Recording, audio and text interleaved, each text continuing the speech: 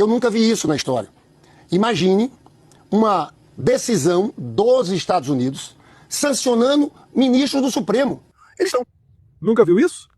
Venezuela e Nicarágua já fizeram. Mas recentemente os Estados Unidos acabou de sancionar outros tantos juízes de Cuba. Você nunca viu isso porque você não estuda. E você acha que pode enganar o público. Há uma lei, Lei Magnitsky, esse é o nome de um russo. Como é que é? Lei Magnitsky. E agora ele está tentando falar um pouquinho da história da lei para dizer que é o seguinte, que ele é o estudioso, que ele conhece, mas não conhece nada do negócio, né?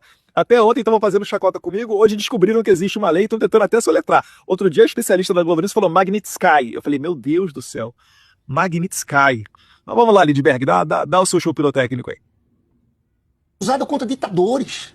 Eles estão querendo usar essa lei não só para impedir visto de entrada, mas para bloquear cartão de crédito, posse das pessoas, dos seus familiares. Veja que isso é muito grave. Nós estamos tratando de um poder independente no país. É uma...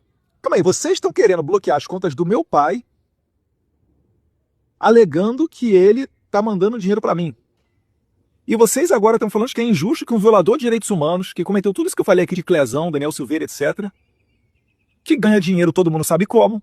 Eu não consigo entender esse duplo padrão moral desse tipo de pessoa.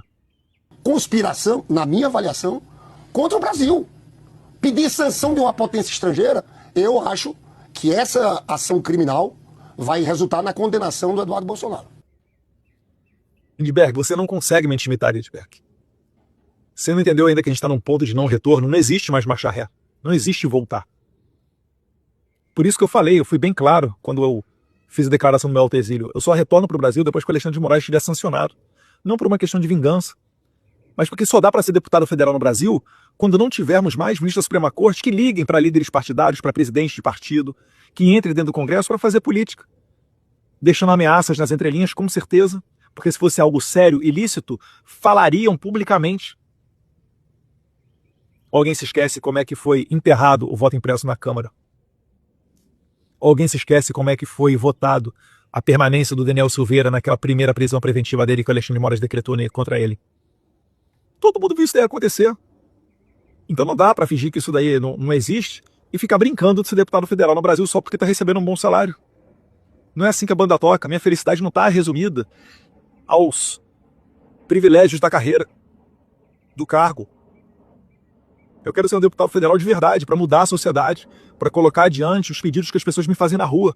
E não dá para você fazer isso com um mafioso sentado na cadeira do Supremo Tribunal Federal. Você que está nos assistindo, uma pessoa que entrou no Supremo no dia 8 de janeiro, com a pedra na mão, quebrando todo o Supremo, qual a diferença do Eduardo Bolsonaro? Ele está fora do país, achincalhando as instituições brasileiras, atacando o Supremo e pedindo sanções de um país estrangeiro contra ministro do Supremo Tribunal Federal. Muitas mais duras foram as palavras do Boulos, da Jandira Fegali, da Elisiane Gama, inclusive do seu colega de partido do PT, Vadir Damus, que falou que o Supremo Tribunal Federal devia fechar quando ele estava fazendo uma crítica muito mais ácida do que acho que comumente eu faço, onde o Vadir Damus estava se direcionando ao ministro Luiz Roberto Barroso. Falou inclusive que o Supremo tinha que tirar o nome do STF de Supremo. Então, fica difícil acreditar nesse desejo de busca por justiça de pessoas como Lindbergh Farias.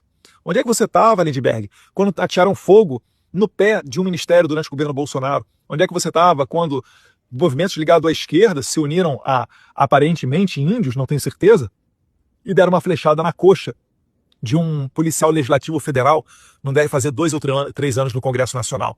Já chegaram a empurrar carro para dentro do Congresso. Já chegaram a fazer N outras manifestações. O MST já foi em Brasília e mandou para o hospital cerca de 30 policiais militares. Mulheres, inclusive, policiais militares, saindo daquela manifestação sangrando. Então não dá para você querer, me pintar de terrorista, enquanto que quando a esquerda faz algo muito pior, eles sequer são investigados.